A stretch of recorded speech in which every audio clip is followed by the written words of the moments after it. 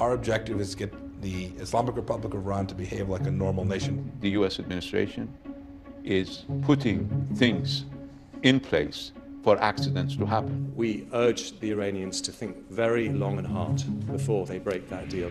Is the nuclear deal falling apart? First, some context.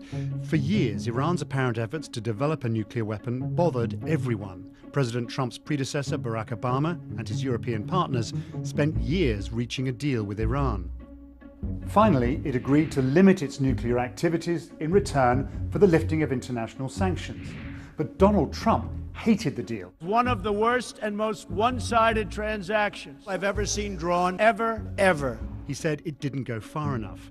In May 2018, Mr. Trump walked away.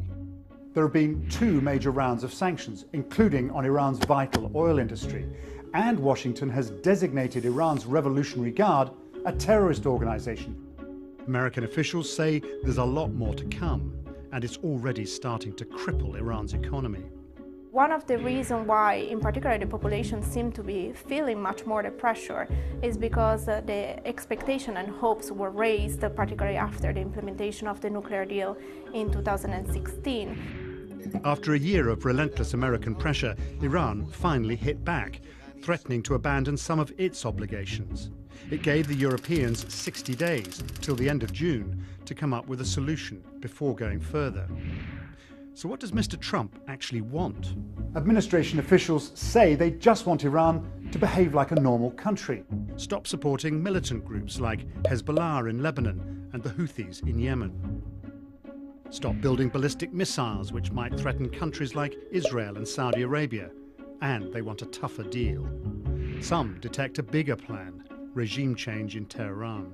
We're on the side of freedom. We're on the side of creating a nation for the Iranian people. But is Trump winning?